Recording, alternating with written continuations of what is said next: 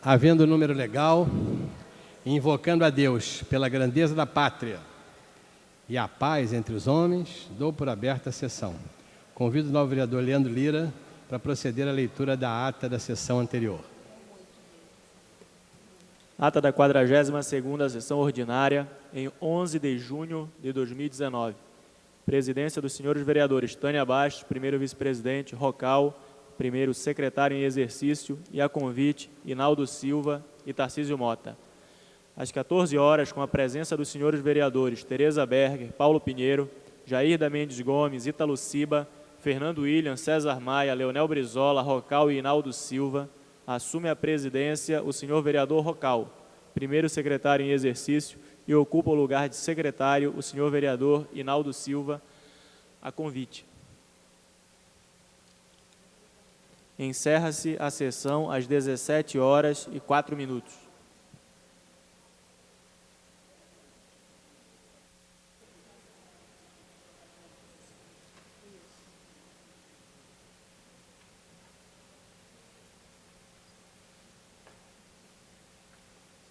Passagem do velho para o novo.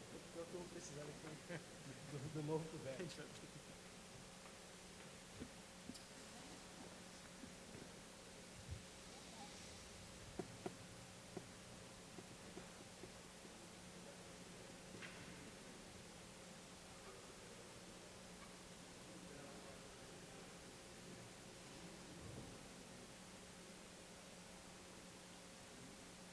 O primeiro orador inscrito é o senhor vereador Paulo Pinheiro, que dispõe de 10 minutos. Senhor presidente de trabalho, vereador Leandro Lira, senhores vereadores, funcionários da casa, eu queria usar esses nossos 10 minutos para fazer um comentário que é cheio de preocupação.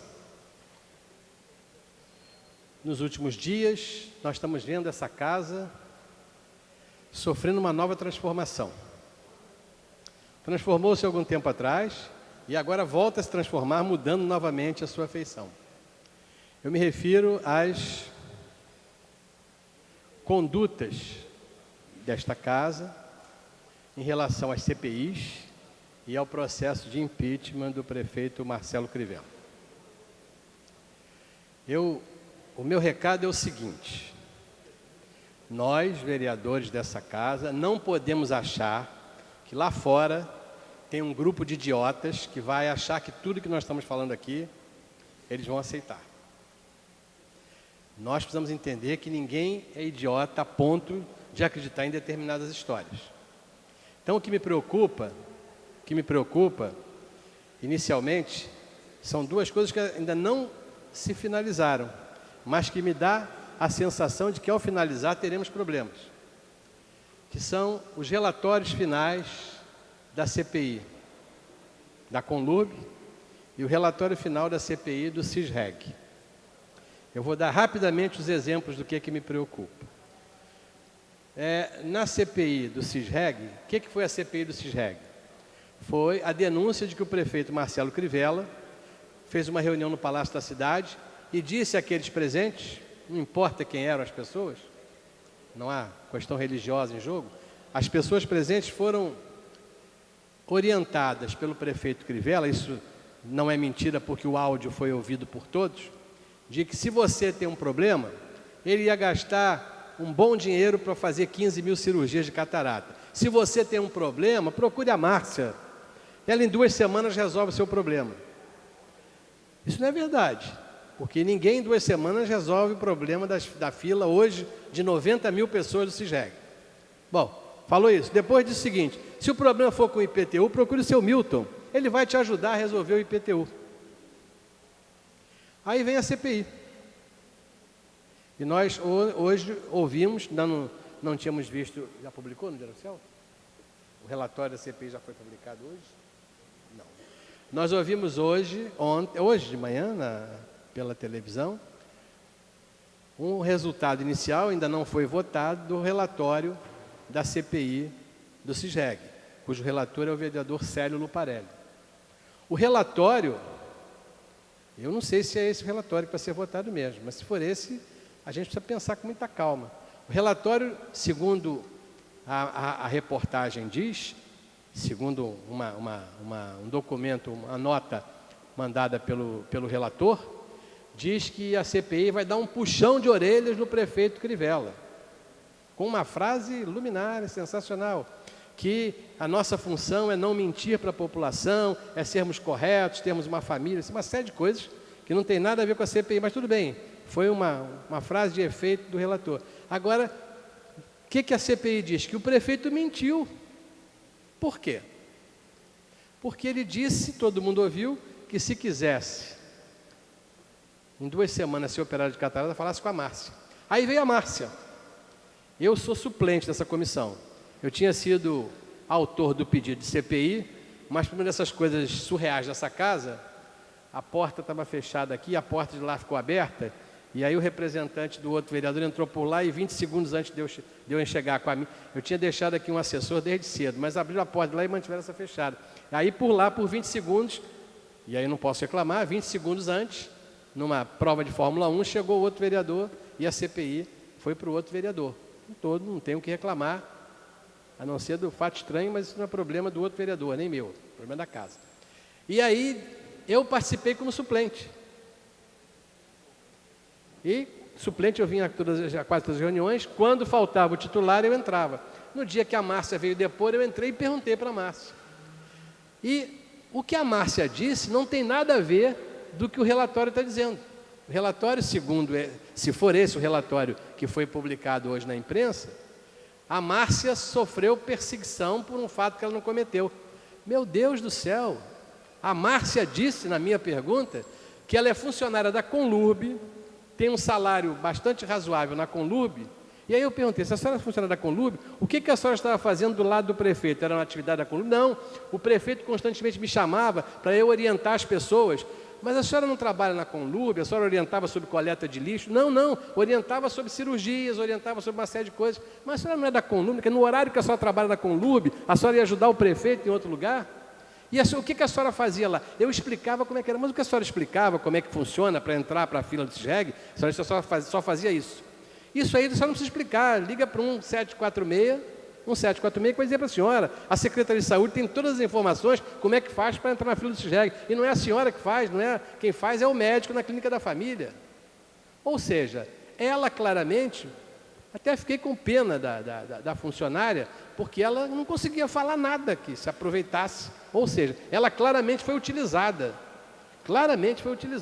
mas ela tem um problema sério. No horário que ela devia estar na Conlurb, ela estava trabalhando para o prefeito numa outra função, que não era dela, e não era nenhuma função sobre a Conlurb que o prefeito levava. É um fato complicado, isso é um fato complicado, para a gente poder entender. Ela realmente disse isso. No final, a gente chega à conclusão, se o relatório realmente for esse, de que o prefeito mentiu. Se o prefeito disse, procura a Márcia que ela vai fazer, e a Márcia vem aqui e diz que ela não fez nada, nós não podemos mais acreditar no prefeito, que o prefeito dizia uma coisa e a Márcia não acreditava. A mesma coisa posteriormente. Quando o seu Milton, que resolveria todos os problemas de IPTU, o seu Milton disse que não fez nada, ele apenas estava ali para ajudar as pessoas. Mas para ajudar as pessoas nisso, já tem os órgãos da prefeitura prontos. Não precisava nem do seu Milton, nem precisava da dona, como é que é o nome dela? Da dona Márcia. Ou seja, me preocupa a maneira como essa CPI, nós não temos esses relatórios votados. Eu estou somente falando sobre o que eu ouvi hoje da televisão. O outro é o relatório da comissão da Conlurb, que da mesma maneira, as pessoas foram punidas, os responsáveis pelos caminhões foram punidos porque levaram as pessoas erradamente, e no final a CPI chega à conclusão de que não há nada, que o prefeito não tem responsabilidade alguma. O prefeito pede voto para o filho dele, obriga os responsáveis pelos caminhões a levar os caminhões com os ônibus, com o pessoal da Conlurb para assistir na escola de São Estácio de Sá, e no final a CPI chega à conclusão de que nada disso ocorreu. Essa é a minha preocupação, porque lá para fora a desmoralização será para todos nós. Ninguém é tão idiota de acreditar numa história como essa. A mesma coisa em relação ao impeachment. Está se conduzindo a opinião pública para dizer o seguinte: não há DNA do prefeito nisso. Como não há DNA do prefeito? O prefeito nada tem com isso. Se naquela cadeira ali, o então procurador do município, doutor Antônio Sá, disse claramente: eu não tive tempo de ver melhor o que eu estava fazendo, não deu para fazer os cálculos, porque o prefeito me pediu celeridade. Como o prefeito não participou disso? O próprio procurador disse aqui, está gravado, basta ver. Por que ele queria celeridade? Ah, bom, ele queria porque ele precisava de dinheiro para pagar ao funcionalismo, porque não tinha dinheiro. Por que ele não tinha dinheiro para pagar ao funcionalismo? Quer dizer, por isso é a história que nós estamos tanto ouvindo agora. Os meios justificam os fins, justificam os meios justificam os fins? Ou seja, a gente, vereadores dessa casa, precisamos entender o que a gente vai falar lá para fora. Agora só peço uma coisa: não achem que todo mundo é idiota.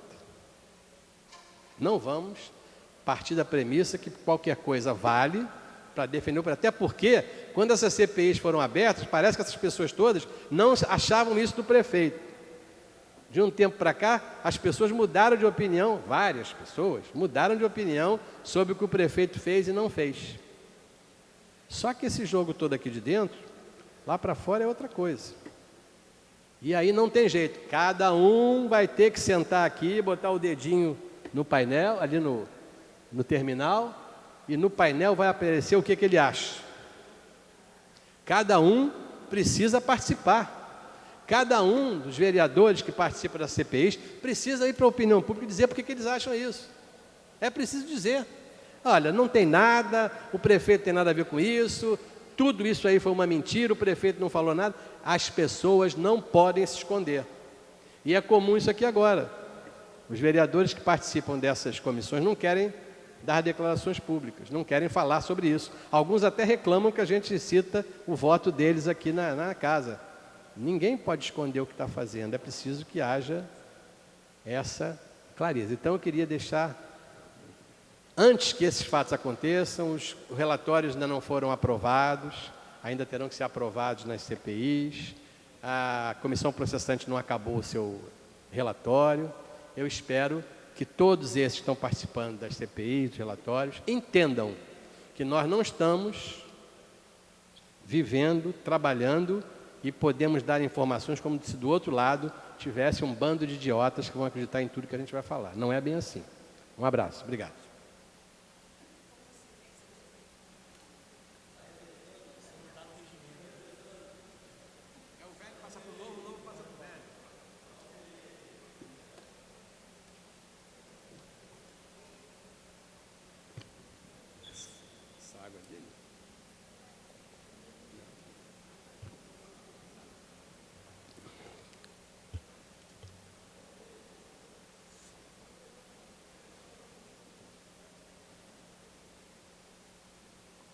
O próximo orador inscrito é o senhor vereador Leandro Lira, que dispõe de 10 minutos. Boa tarde. Boa tarde, presidente, vereador Paulo Pinheiro, demais vereadores, cidadãos cariocas. Presidente, eu venho aqui nessa tribuna para tratar do relatório simplificado de acompanhamento financeiro orçamentário, o RSAF, uma publicação que o meu gabinete faz mensalmente. O relatório de hoje faz referência ao mês de abril. E é justamente uma publicação que busca acompanhar como está sendo executado o orçamento da cidade do Rio de Janeiro, acompanhar como que está indo a arrecadação, a situação das receitas próprias dos impostos municipais, das transferências, e saber qual é a prioridade que está sendo dada para os gastos do município em termos de acréscimos e cancelamentos ao orçamento da cidade. Então eu gostaria de começar tratando da receita total prevista para o município, que é uma receita de 30,63 bilhões de reais, sendo que até abril foram arrecadados 10,32 bilhões. Isso corresponde a 33,7%, que é precisamente a proporção que seria esperar, porque nós temos até abril 1/3 do ano já corrido. A partir daí nós passamos para a receita tributária própria, que também está dentro da previsão, está dentro daquilo que era esperado, com uma arrecadação de 36,61% daquilo que era previsto na lei orçamentária anual. De um total de 13,52 bilhões, foram arrecadados até abril 4,95 bilhões. Então, em termos de arrecadação até abril, nós estamos dentro da perspectiva, dentro daquilo que era esperado, o grande problema que nós temos é justamente com as previsões. As previsões, as projeções futuras de arrecadação, elas estão sendo revisadas para baixo. No mês de abril, todas as receitas de impostos municipais, o ISS, o IPTU e o ITBI, tiveram previsão de baixa, assim como as transferências da União, que são grande parte das transferências que o município recebe. Então, apesar de nós termos um início de ano razoavelmente bom em termos de arrecadação, as projeções futuras, infelizmente, elas não se mostram favoráveis. Quando a gente passa para observar o déficit projetado até o final do ano, ou então superávit, nós podemos ver que até dezembro a previsão colocada é de um superávit de 2,4 bilhões no orçamento municipal. Apesar dessa cifra ser alta e ser expressiva, ela é R$1 bilhão a menos da previsão em março. Isso quer dizer basicamente que a Prefeitura do Rio de Janeiro segurou as despesas no início do ano, mas agora, a um ritmo acelerado, vem soltando o gasto e os cofres municipais. Além disso, presidente, há um destaque feito no relatório para a Lei de Diretrizes Orçamentárias, que está sendo discutida nessa Câmara, e, além disso, uma observação em relação às questões que acontecem no município, sobretudo em relação ao Hospital Pedro II. O Hospital Pedro II, que está sendo assumido pela Rio Saúde, que voltou atrás tudo recentemente, mas voltou a atualizar. Em relação às projeções, é importante também mostrar que as receitas de capital do município, e esse é um velho problema que nós temos no orçamento municipal, elas continuam superestimadas.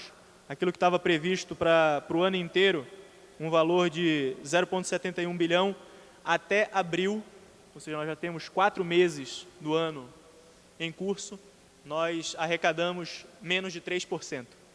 Então, essa é uma tendência reiterada no orçamento do município do Rio de Janeiro, que superestima as suas receitas de capital. E, além disso, um olhar mais aprofundado sobre a execução orçamentária, ele permite ver quais são as ações em cada mês que estão sendo prestigiadas e quais que estão sendo canceladas pela Prefeitura do Rio de Janeiro. Então, por exemplo, quando nós paramos para observar onde a Prefeitura está cancelando dotação orçamentária, onde que ela está cancelando previsão de recursos, em abril, o maior cancelamento veio nos aportes para a capitalização do Funprev. Foi uma redução de 172 milhões de reais. Além disso, nós tivemos também uma redução em equipamentos e sistemas inteligentes, uma redução de 47 milhões de reais, e uma redução na ação de contratação de rede credenciada de 26 milhões de reais. E aí, justamente para observar para onde que esse recurso está indo, quais são aquelas ações orçamentárias que estão sendo acrescidas, nós tivemos na dívida interna do município uma variação de 150 milhões de reais. E era justamente aquela tendência que nós tínhamos, que o endividamento do município, ele foi, no início da gestão do prefeito Marcelo Crivella, postergado. O prefeito jogou para frente o pagamento das dívidas, mas agora a conta chega e exige que a prefeitura coloque cada vez mais recursos para pagamento das dívidas e dos juros contraídos em empréstimos pelo município do Rio de Janeiro. Além disso, nós tivemos também um acréscimo, e aí revela as prioridades que o município está tendo em termos de investimentos hoje. Nós tivemos um acréscimo na ação de obras para a rede de ensino fundamental. Aqui a gente muito aponta e critica a prefeitura, mas quando de fato existe uma direção correta, a gente precisa também frisar. Nesse caso, para as obras da rede de ensino fundamental, que pega todas as escolas do município, do 1º ao 9º ano, o município do Rio de Janeiro, que é responsável pela educação das crianças, a prefeitura tinha previsto no início do ano 9 milhões de reais e fez um acréscimo da ordem de 64 milhões de reais justamente para essas obras na rede de ensino fundamental. E, além disso, uma outra cifra que mostra qual é o direcionamento que está sendo dado no orçamento do município, é na ação que prevê a implantação do BRT Transbrasil.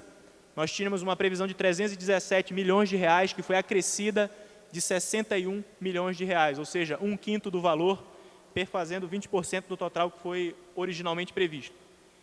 E além de olhar para as ações que foram acrescidas ou canceladas no mês, para se ter uma noção de como está sendo gerenciado o orçamento da Prefeitura, é importante também ver, no acumulado do ano, quais foram as unidades orçamentárias que sofreram os maiores cortes e quais foram as unidades orçamentárias que sofreram as maiores suplementações, os maiores aumentos de recursos. Quando a gente para olhar por unidade orçamentária, infelizmente, o maior corte acumulado no ano foi feito no Hospital Municipal Rocha Faria. O Hospital Municipal que tinha um orçamento previsto inicialmente de 138 milhões de reais e foi reduzido, cortado, enxugado em 31%, passando hoje a ter que se sustentar com um orçamento de 95 milhões. Além disso, nós tivemos também uma redução de 20% nos recursos previstos para a Coordenadoria Geral de Atenção Primária da P5.3, isso é basicamente clínica da família. Nós tivemos também uma redução no orçamento previsto para 7 Rio, também de 20%, na Subsecretaria de Pessoa com Deficiência e no Hospital Municipal Lourenço Jorge. Então, infelizmente, no acumulado do ano, a Prefeitura mostra que retirou recursos de maneira substancial, principalmente dos hospitais Lourenço Jorge e Rocha Faria, da atenção primária e, infelizmente, da Subsecretaria da Pessoa com Deficiência. E aí, presidente, não apenas olhando para de onde o dinheiro foi retirado, mas também quais foram os locais, os órgãos da Prefeitura, as unidades orçamentárias que mais receberam recursos, o campeão é o Fundo Orçamentário Especial da Procuradoria-Geral do Município, que foi acrescido em 134%, mais do que dobrou a previsão orçamentária do Fundo da Procuradoria-Geral do Município. Um valor inicial de 30 milhões de reais passou para mais de 70 milhões de reais. E, além disso, o segundo maior aumento, que foi da ordem de 66%, veio na Subsecretaria de Comunicação Governamental. E aí, justamente, eu aproveito, porque a Subsecretaria de Comunicação Governamental, Propaganda, Panfletagem da Prefeitura, ela sempre figura entre os órgãos que têm o maior acréscimo durante a execução orçamentária. Aconteceu a mesma coisa no ano passado. Parece que as pessoas têm um certo milindre de mandar um orçamento gordo para essa subsecretaria quando a lei orçamentária chega aqui na Câmara Municipal e deixam para aumentar o orçamento depois durante a execução orçamentária. Mas uma das iniciativas que nós tivemos justamente na discussão da LDO foi propor uma emenda para que os gastos com publicidade e propaganda da Prefeitura do Rio de Janeiro sejam pormenorizados na execução orçamentária e que sejam divididos os gastos feitos com publicações oficiais, publicação de editais, convocações para procedimentos licitatórios, por exemplo, daqueles gastos que são feitos com mera propaganda oficial. Então é isso, presidente, e eu pediria a Vossa Excelência que publicasse no Diário da Câmara Municipal o relatório referente a abril. Muito obrigado.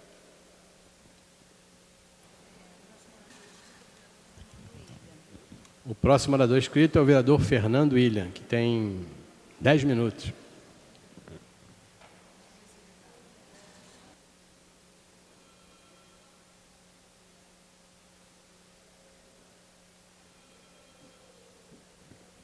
Senhor presidente, senhores vereadores, senhoras e senhores presentes,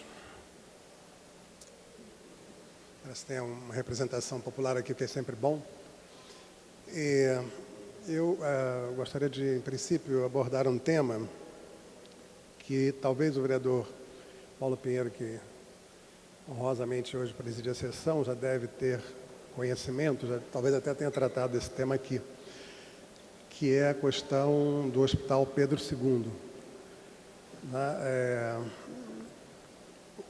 A Prefeitura passou os 2 primeiros anos contestando e criticando a forma de administração, tanto do Hospital Ronaldo Gazola, quanto dos hospitais Pedro II e Rocha Faria,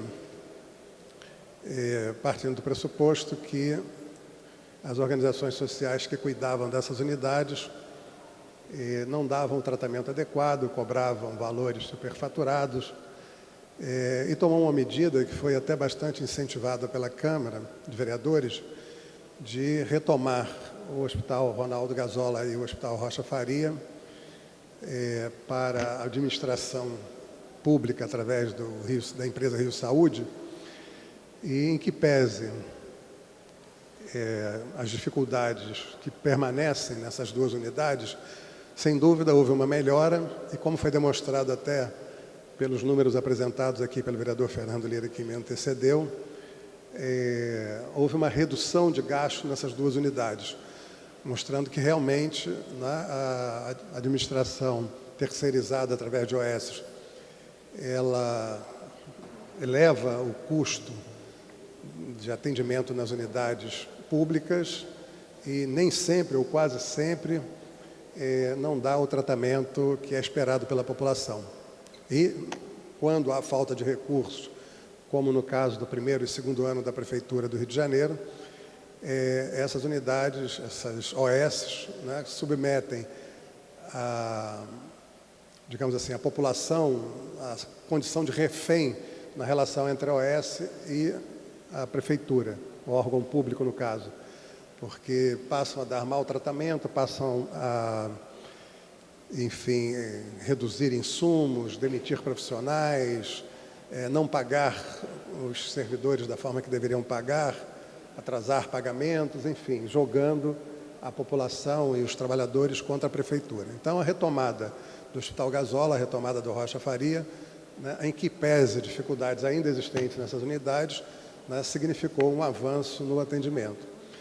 Eu acho que o prefeito, empolgado, né, pelo sucesso relativo nessa retomada desses hospitais para a área pública, aliás, numa demonstração contrária, né, aos liberais e neoliberais de que tudo aquilo que é público não funciona, o que é privado funciona, e nesses dois casos ficou evidente que é exatamente o contrário, né? Essa regra não valeu, digamos assim. Mas o prefeito, então, anunciou que na semana passada, se eu não me engano,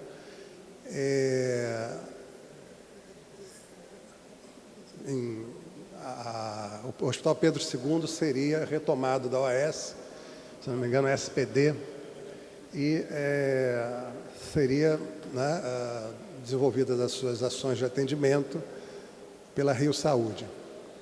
Houve licitações para que as empresas, né, assumissem determinadas atividades, como, por exemplo, a atividade de limpeza, segurança e tantas outras. E o que aconteceu é que 6 horas antes da suposta ou da imaginária, da desejável transformação do Hospital Pedro II em um hospital coordenado pela Rio Saúde, o prefeito, 6 horas antes, o prefeito anunciou que isso não ocorreria mais, só ocorreria daqui a 1 ano. Isso é realmente lastimável, né? É mais uma demonstração de falta de organização, de falta de competência, de falta de, no mínimo, né, planejamento nas ações, porque é evidente, bom, primeiro a população continuará sofrendo, né, uma gestão deficiente por parte de uma organização social que reclama repasses, reclama falta de recursos, né, e, como eu disse, coloca servidores e a própria população contra a prefeitura, porque realmente a população e os servidores passam a ser mal atendidos pela OAS. Então será 1 ano mais de sacrifício, de sufoco, de dificuldades de atendimento para esse hospital Pedro II, que é um hospital fundamental, um dos hospitais mais importantes daquela região de Santa Cruz e em torno. Mas pior que isso, tão grave quanto isso, é que isso gera despesas. A prefeitura certamente gastou dinheiro com planejamento, gastou dinheiro com contratação de profissionais, gastou dinheiro com a elaboração de um plano de ação para a retomada do hospital, gastou dinheiro com licitação, as licitações tiveram a participação de várias empresas que também gastaram dinheiro, algumas inclusive até com a contratação de profissionais, porque 6 horas antes do anúncio do prefeito de que o hospital funcionaria através da administração da empresa de saúde municipal e não mais através da SPDM, é evidente que as empresas que ganharam licitações para fornecer alimentos, segurança, serviços, elas tiveram custos, né? Então, é um prejuízo a mais que tem empresas que, por conta desses prejuízos, acabam tendo que demitir servidores, né? É um custo, por exemplo, da própria SPD, que prevendo, né, o seu afastamento já anunciou a demissão de diversos servidores, né? Enfim, é uma confusão muito parecida com aquela que nós assistimos recentemente, que envolveu a transferência de gestantes de uma hora para outra, sem aviso prévio, da maternidade Herculano Pinheiro para a maternidade Alexandre Fleming, sem que, enfim, as gestantes tivessem sido comunicadas, sem que os profissionais da Herculano Pinheiro tivessem sido comunicados, sem que Alexandre Fleming tivesse se preparado de forma adequada para receber, né, o volume e o número de gestantes, que só no ano passado foi superior a 3 mil, para que se tenha uma ideia do volume de partos que são realizados na Herculano Pinheiro. Felizmente, naquele caso, houve uma pressão popular intensa, uma pressão do Conselho Municipal, de alguns vereadores desta casa, e o prefeito, né, decidiu, enfim, dar um passo atrás, manteve Herculano Pinheiro, e parece que, ainda que tenha a ideia de transferir a Herculano Pinheiro para Alexandre Fleming, pelo menos decidiu fazer isso com o mínimo de planejamento, com o mínimo de, enfim, de preparo, de informação prévia, de arrumação da casa, para que não coloque, principalmente gestantes, em situação de incerteza sequer de onde terão, né, seus filhos. Isso somado, né, ao que foi trazido aqui de forma até mais, digamos assim, detalhada pelo vereador Leandro Lira, mostra mais uma vez, né, aquilo que a gente tem repetido diversas vezes aqui, que nós temos uma prefeitura com uma gestão problemática, né, uma gestão, aliás, problemática é um termo suave para tratar da qualidade de gestão dessa prefeitura, uma vez que, no que tange, por exemplo, a publicidade, a prefeitura gasta, para fazer aquela propaganda que alguns já devem ter visto, inclusive na Globo, fora na SBT, e na Record, em outras empresas de comunicação, um cidadão andando pela Marquês de Sapucaí, ali onde é o Sambódromo, e dizendo que a prefeitura economizou e vai continuar economizando pelo menos 13 milhões que deixa de repassar às escolas de samba, para que esses recursos sejam investidos em saúde, educação, enfim, em outras prioridades que atendam aos interesses da população.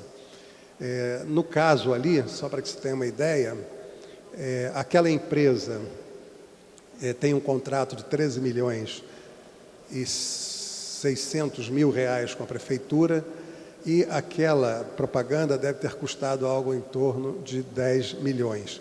Então, é um negócio assim surreal. A prefeitura gasta 10 milhões para dizer que economizou 13 milhões para investimento em creche, escola, saúde. Na verdade, não é em escola, não é em hospitais, não é, enfim, nas áreas em que se mais necessita a participação da prefeitura, né? Ela faz a propaganda, gasta com a propaganda para passar uma imagem que está economizando em áreas em que realmente poderia economizar. Eu acho que o carnaval pode ser perfeitamente autogerido, né, de forma privada, seja pelas organizações ali existentes, LESA, Liga das Escolas, etc. e tal. Mas a prefeitura faz isso, né, ainda que lá atrás, quando era candidato, o prefeito assumiu o compromisso com essas instituições de que dobraria o repasse da prefeitura. Mentiu, né, quando chegou à prefeitura, reduziu e até propôs extinguir, mas agora, para ficar bem com a opinião pública, paga uma propaganda a custo quase que do que vai economizar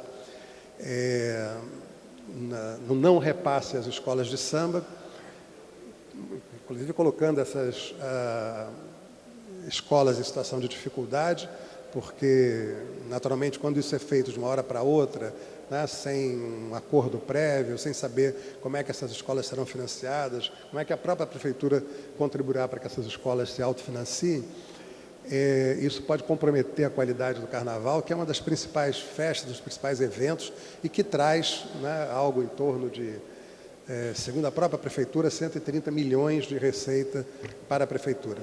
Enfim, essa fala é mais no sentido de demonstrar, mais uma vez, que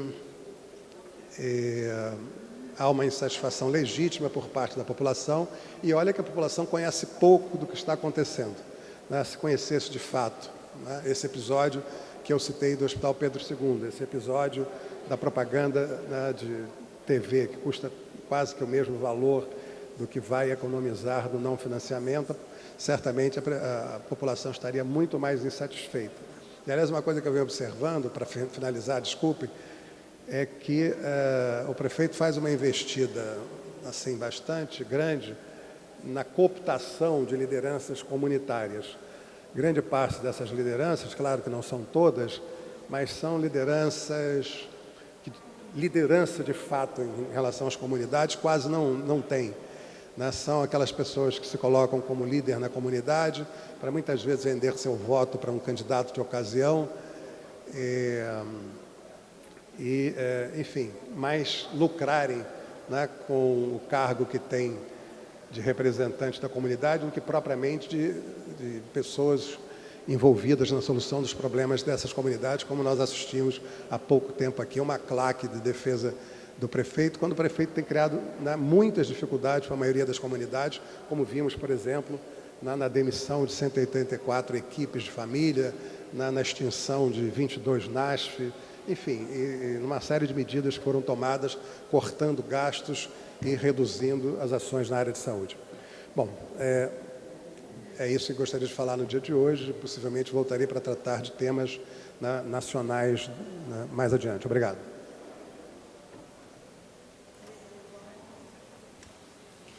A próxima oradora inscrita é a senhora vereadora Tânia Bastos, que dispõe de 10 minutos.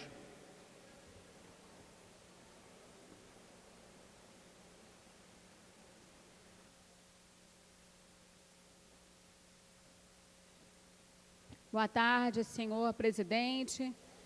Quero aqui agradecê-lo por estar presidindo essa sessão e também ao vereador Paulo Pinheiro. Quero cumprimentar a todos desta casa e, em especial, as mães virtuosas do Brasil, na pessoa da minha querida Luciene, que está aqui presente. Luciene Torres tem uma história de vida que, infelizmente, é uma história muito triste. E não só ela, mas também todas as suas companheiras que aqui estão. Eu gostaria que a equipe técnica passasse rapidamente um vídeo, para depois eu entrar aqui no discurso, por favor.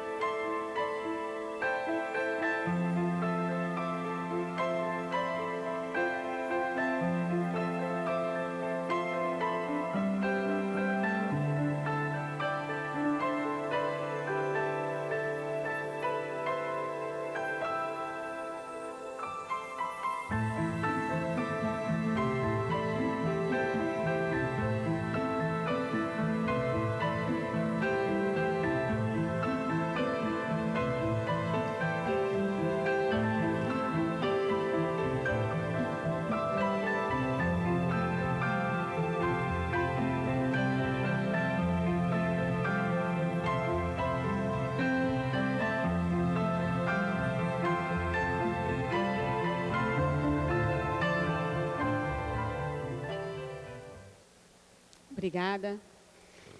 Desde a década de 70, os casos de desaparecidos causam alerta no Brasil. Quem aqui não lembra o caso do Carlinhos? Um jovem que desapareceu e a repercussão foi nacional, internacional. Além dele, nós temos aqui o caso também do sumiço de um menino de 6 anos, lá em Nova York. Porém, a campanha se deu mundialmente por causa do desaparecimento desse menino. E ali, o mês de maio foi considerado o mês mundial das crianças desaparecidas. De acordo com o SOS Crianças Desaparecidas, estima-se que aproximadamente 50 mil crianças e jovens somem por ano no Brasil. Até o momento, apenas 2.998 crianças foram localizadas pela Fundação da Infância e da Adolescência, a FIA. Isto é um alarme. Eu não poderia fechar os olhos para isso, porque nós não podemos. Na verdade, a dor destas mães, nós podemos dizer que também é a nossa dor. Essas famílias vivem no luto eterno. E só com a participação de toda a sociedade, seja com políticas públicas ou um simples olhar atento às fotos divulgadas, podemos restaurar esses lares. Está tramitando aqui nesta casa 2 projetos de lei de minha autoria. E um deles fala a respeito da atualização das fotos por um aplicativo e a inclusão dessas fotos em um cadastro único municipal, integrado com os dados do cadastro federal. E ainda, também, o projeto diz que é para promover a Semana de Mobilização Municipal da Defesa dos Direitos das Crianças e dos Adolescentes Desaparecidos, impulsionando políticas públicas para esse tema. Aproveito para pedir o apoio de todos os nobres colegas para a aprovação desses projetos. Aqui conosco estão os parentes de pessoas desaparecidas, e ainda há pouco acabei de citar, né, a ONG Mães Virtuosas do Brasil. E que, em grande maioria, elas são formadas por mães. A presidente Luciane Torres, que procura sua filha Luciane há quase 10 anos, tem uma história que comove a todos nós. Luciane, ela saiu de casa para ir à padaria e não retornou mais. E até hoje, esse caso não teve desfecho. Ela diz no seu depoimento que iniciou o processo com a identificação de um homem louro, de olhos azuis, e no término do processo descobriram que era uma pessoa negra. Ou seja, aí a gente consegue enxergar o descaso para essas famílias. O descaso do poder público, o descaso da sociedade, enfim. Os órgãos, as instituições privadas e públicas, elas devem ter um pouco mais de contribuição, elas devem dar um pouco mais de contribuição. Não só no caso da Luciane, né? Não só no caso dela, mas no caso de tantas outras mulheres. Bom, eu quero aqui deixar rapidamente uma frase, e aí parafraseando o escritor e pastor Henrique Chai, que diz: uma pessoa com esperança é alguém com mente positiva e otimista, que crê no triunfo do bem sobre o mal e que não desfalece na luta, que confia na direção divina e que conserva o entusiasmo de viver. Todas as segundas, quintas-feiras do mês, nós estaremos aqui na escadaria da Câmara, juntamente com essas mães. E eu convido aos nobres colegas para também participarem. A Câmara cedeu a parte do som, né, e ali as vozes dessas mulheres ecoam dentro desse largo, né, que a gente chama aqui de Cinelândia, palco de grandes manifestações. Aqui passam diversos turistas e, quem sabe, algum deles, de repente, não tenha se deparado com uma dessas crianças. Então, eu gostaria muito que os senhores vereadores participassem conosco. Essa luta não é apenas da Tânia Bastos, mas deve ser de todos os parlamentares desta casa. E aqui eu quero citar nominalmente a presença da senhora Nelly Adriana, que é tia da Yasmin, que tem 9 anos. Obrigada pela sua presença. Peço também que fique de pé a senhora Elizabeth, que é a mãe da Caroline, de 8 anos. Por favor. Obrigada pela sua presença. Rosemary, mãe do Danilo. Por favor. Muito obrigada, Rosemary. Lúcia, a mãe do Lucas, e também está acompanhada da sua filha, que é a irmã do Lucas, a Luana. Obrigada pelas presenças das duas. Quero também convidar para ficar de pé Odete, mãe do Rodrigo, e também ao lado dela está a Renata, a sua filha, que é a irmã do Rodrigo. São pessoas que lutam, que sofrem, e os senhores não sabem o tamanho da dor, né? A esperança, como diz o ditado, é a última que morre. E eu faço votos que, através desta casa, dos meios de comunicação que nós estamos hoje tendo um pouquinho mais de estrutura, né? Um pouquinho mais de participação, enfim, de parceria, que esses meios de comunicação possam cada vez mais ajudar essas mães que estão aqui hoje e outras também que estão no nosso estado do Rio de Janeiro. Convido também a todos para participarem da audiência pública que será realizada na Assembleia Legislativa.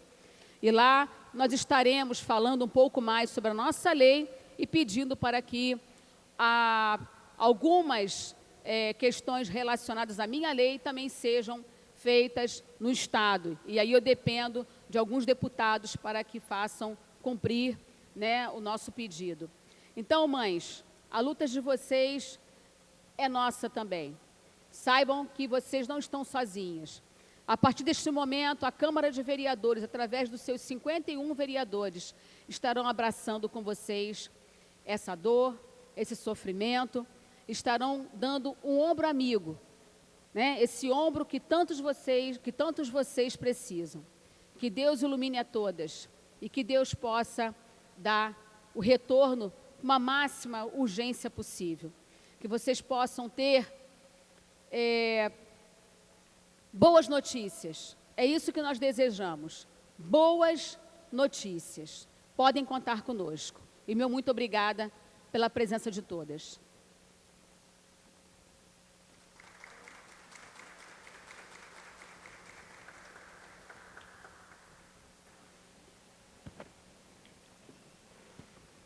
Próximo orador inscrito é o senhor vereador Leonel Brizola, que dispõe de 10 minutos.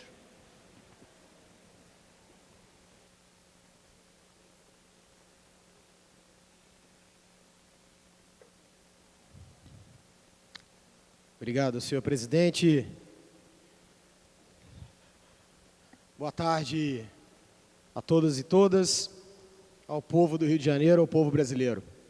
Em 1982, o Proconsult, a empresa contratada para contabilizar os votos da eleição para o governo do Rio de Janeiro, em 82, tentou fraudar a eleição.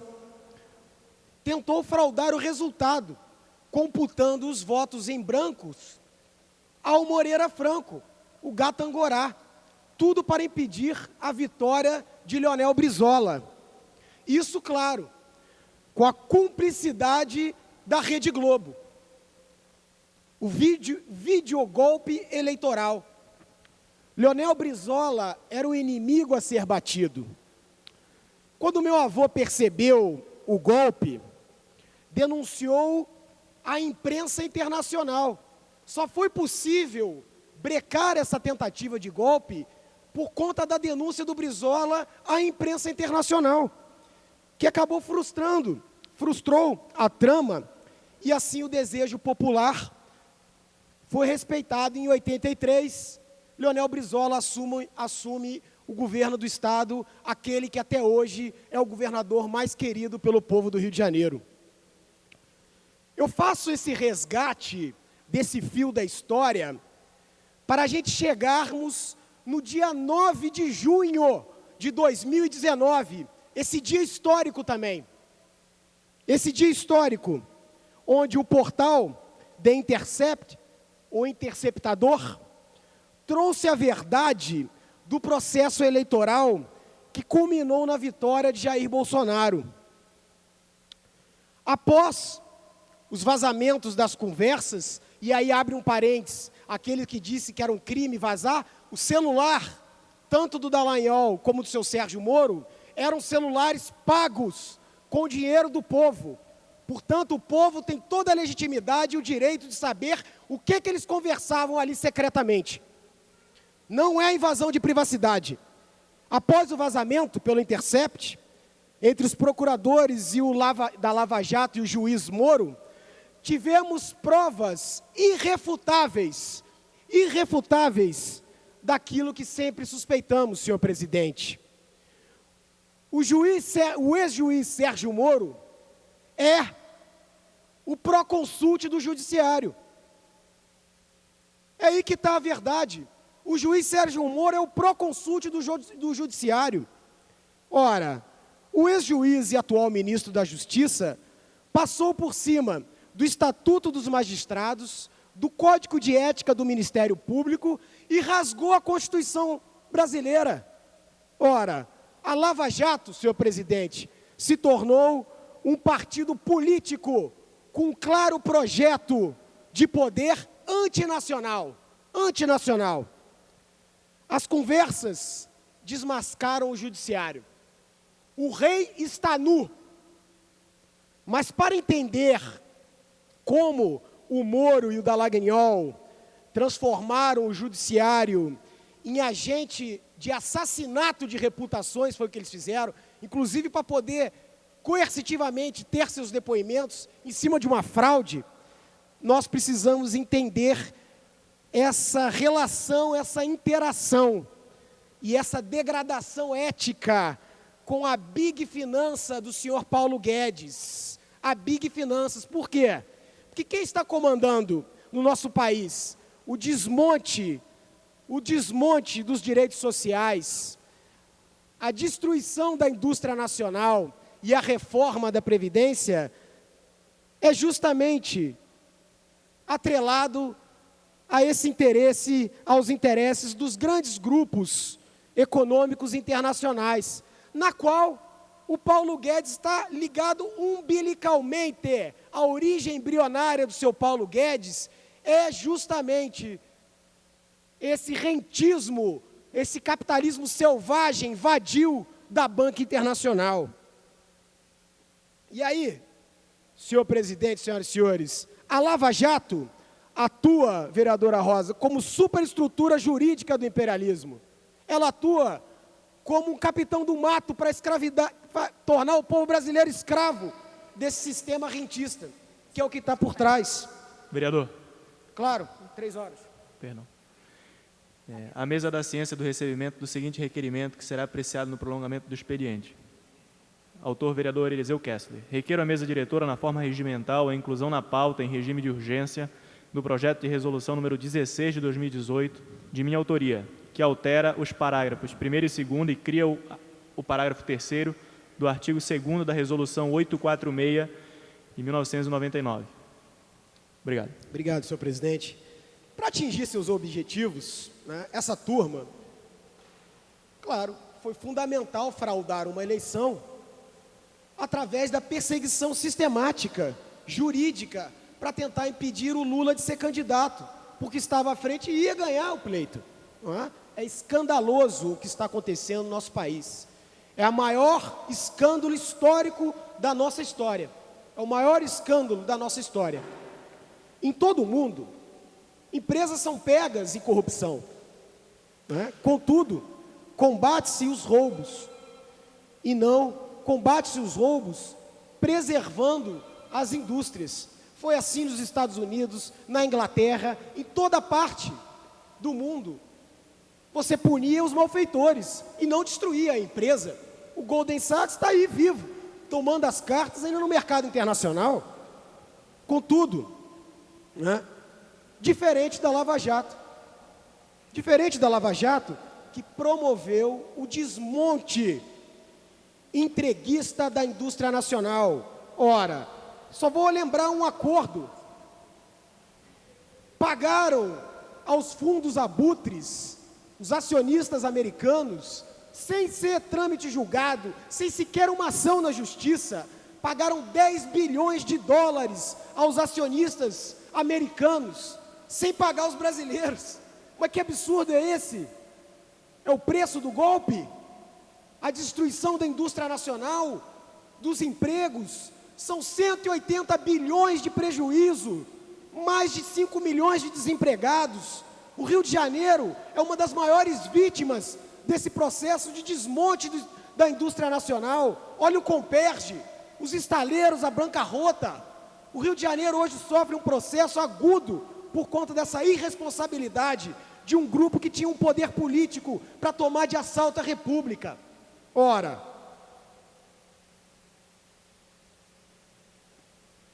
nesse sentido, só lembrando que a Lava Jato, mais ou menos a recuperação de dinheiro que eles propagam é de 10 bilhões. Essa conta é ótima, né? Dá um prejuízo em mais de 180 bilhões, deixa mais de 5 milhões de desempregados, destrói a indústria nacional, as grandes empresas e o combate à corrupção. Que corrupção é essa? Da mesma forma que Brizola contou com a imprensa internacional, foi necessário um jornalista de expressão internacional, norte-americano, Glenn Greenwald, nos revelasse em um único só tempo. Em um único só tempo. E aí eu peço aqui à mesa para que possa publicar todo o diálogo, está aqui, ó, todo o diálogo criminoso, combinando data, combinando quem ia processar, manifestação política, combinando provas, ação coercitiva. Eu peço à mesa que publique na íntegra todo esse diálogo do senhor Sérgio Moro com Dallagnol. É vergonhoso.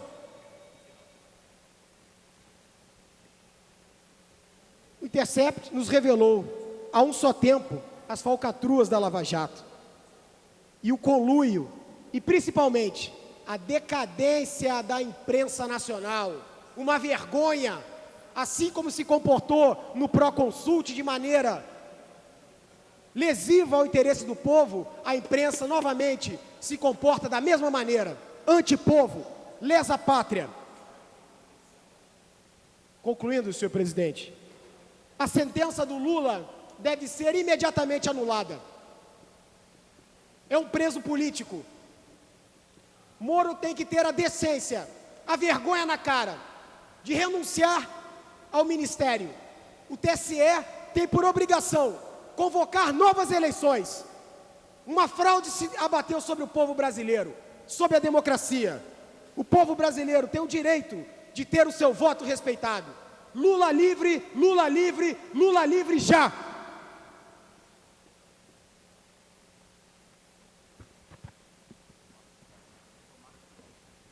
O próximo orador inscrito é o senhor vereador Dr. Marcos Paulo, que dispõe de 10 minutos.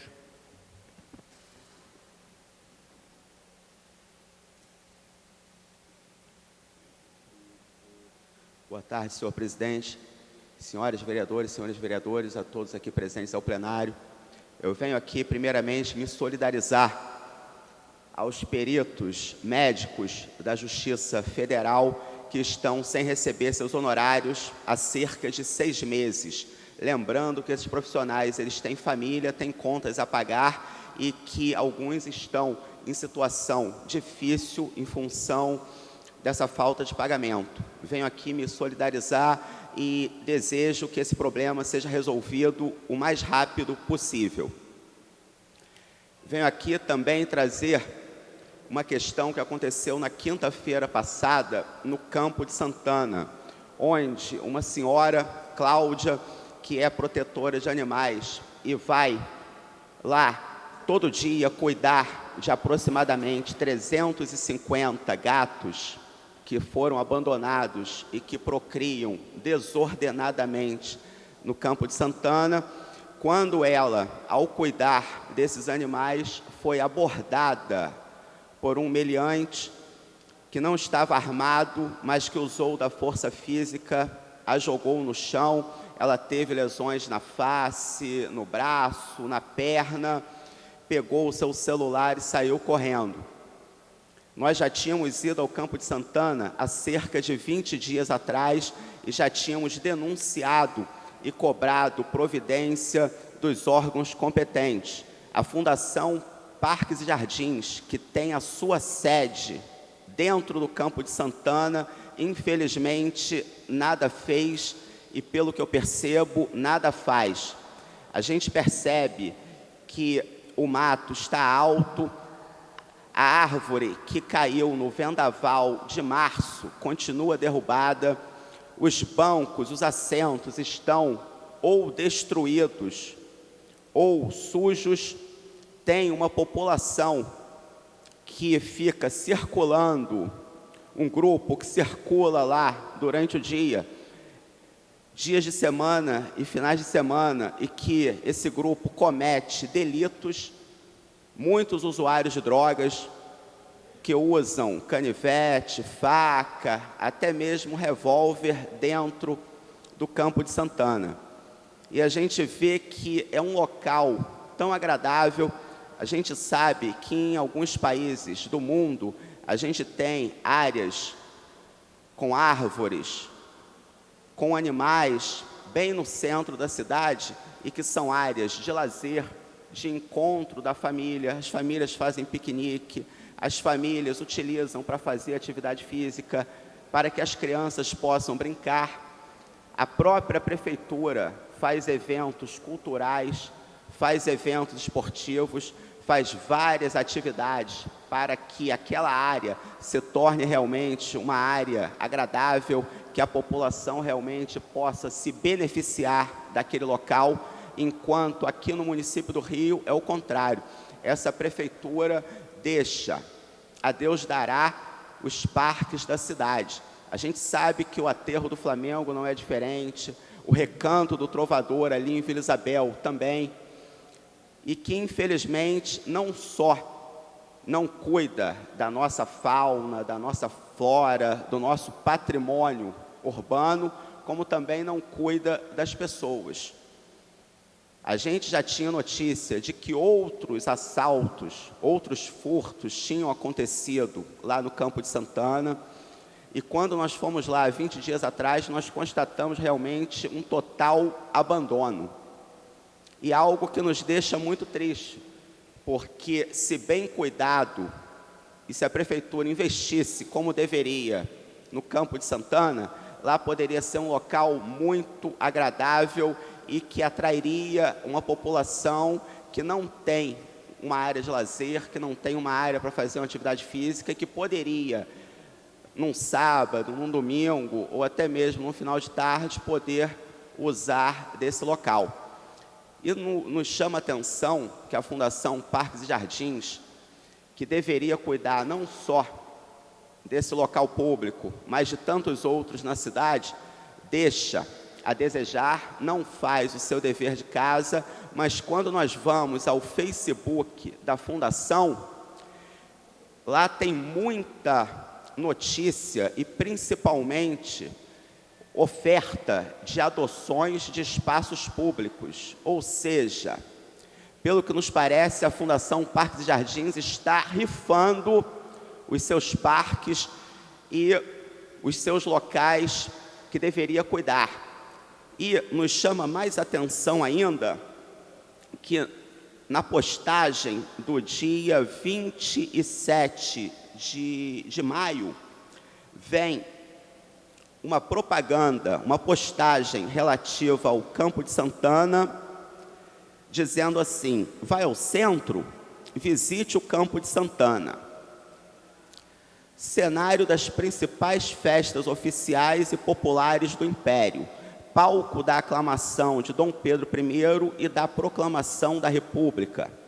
O Campo de Santana foi considerado, desde os primórdios, um local de importância histórica. A exuberância que sua vegetação, cuja variedade de tons de verde compõe um conjunto de grande harmonia, é um atrativo imperdível para quem ama a natureza. Só que, na realidade, quando nós vamos ao local, nós vemos que é uma propaganda enganosa. É totalmente enganosa. Ou seja, tudo aquilo que eles falam no Facebook, qualquer um de nós que for hoje lá ao local, vê que não existe nada. Os lagos, tem um deles que está totalmente vazio, e vazio há meses. Os outros têm uma coloração esverdeada da água. Os animais que lá convivem, os patos, os gansos, as cutias, senhor presidente, eles não são alimentados conforme deveriam pelos tratadores. Então, quando as protetoras colocam o alimento para os gatos, os patos vão lá, os gansos vão lá e comem e disputam o alimento com os gatinhos. Lembrando que essa alimentação das cutias e das aves são de responsabilidade da Fundação Parques e Jardins. Já toda a alimentação para os mais 350 gatos que lá foram abandonados e procriam são de responsabilidade das protetoras. As protetoras recebem doação, fazem investimento, tiram do seu próprio bolso e compram as rações dos gatos. E além de não terem condição de alimentar esses 350 gatos, ainda alimentam as outras aves, os outros animais que são de responsabilidade da fundação do município. Então lá realmente é uma situação muito difícil, inclusive uma matéria sobre o assalto à protetora Cláudia e a nossa ida ao Campo de Santana foi publicada ontem no jornal O Extra, e que mostra realmente o total descaso, a total situação de abandono em que se encontra o Campo de Santana. Em função de toda essa nossa pressão na Fundação Parques e Jardins, hoje está acontecendo uma reunião entre o Centro Presente, o 5º Batalhão e a Guarda Municipal, para que eles possam traçar um planejamento, algo que nós já tínhamos pedido há 20 dias atrás, para que possa realmente policiar, dar mais segurança a quem ali frequenta, ou até mesmo quem usa o Campo de Santana como passagem, para que não só as protetoras de animais, os frequentadores e os passantes dali possam ter o seu direito de ir e vir garantido. E o nosso gabinete está de olho, está atuante, está aguardando o desfecho dessa reunião para que a gente possa saber o que realmente será feito para que as pessoas que ali frequentam possam ter a segurança que desejam. Isso não é um favor que a Prefeitura e os órgãos do Estado faz à população, é um dever, não só do município, como também do Estado, dar segurança para que as pessoas que ali frequentam possam realmente se divertir, cuidar dos animais, fazerem a sua atividade física, possam frequentar de uma forma harmônica. Muito obrigado.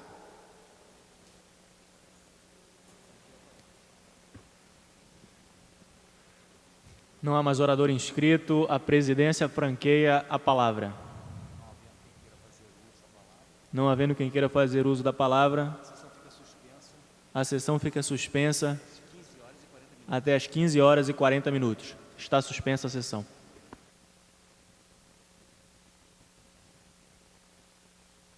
Está reaberta a sessão.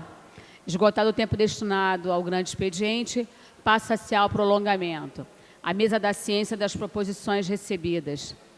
Requerimento do vereador Eliseu Kessler, que requer à mesa diretora a inclusão na pauta em regime de urgência do projeto de resolução número 16 de 2018, que altera os parágrafos 1º e 2º e cria o parágrafo 3º do artigo 2º da resolução número 846 de 1999. Os senhores vereadores que aprovam, permaneçam como estão.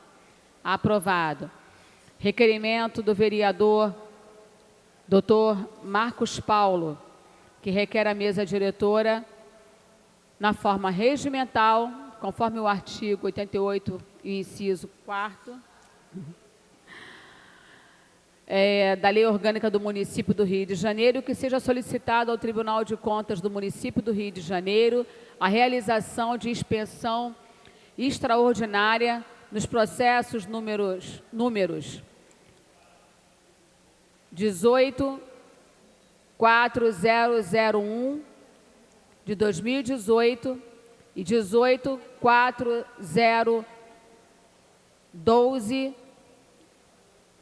5 de 2018 e 18.40174 de 2017, processo 18.40003 de 2018, 27.00019 de 2018, 18.40019 de 2019, 18.40019 de 2019 e 18.40071 de 2019.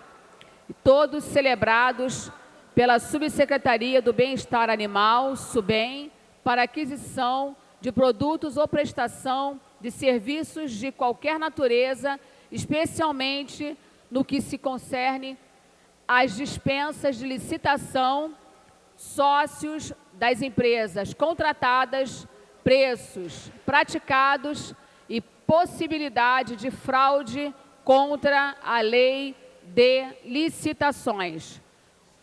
Os senhores vereadores que aprovam permaneçam como estão. Aprovado. Requerimento do vereador Raimon, número 1157 de 2019, que requer à mesa diretora a concessão do conjunto de medalhas de mérito Pedro Ernesto a Carlos Eduardo Pereira de Freitas. Os senhores vereadores que aprovam permaneçam como estão. Aprovado.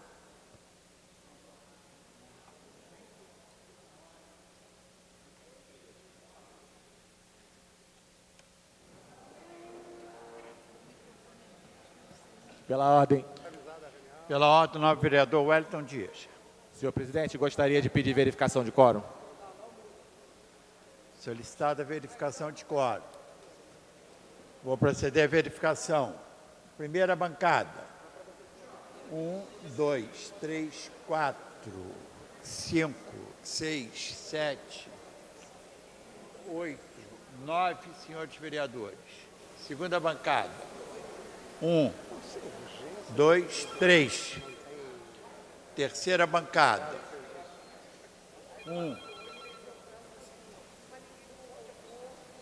Mesa. 1. 14 senhores vereadores. Não há quórum para prosseguimento dos trabalhos. A presidência, antes de encerrar a presente sessão, convoca a sessão ordinária para terça-feira às 14 horas. Está encerrada a sessão.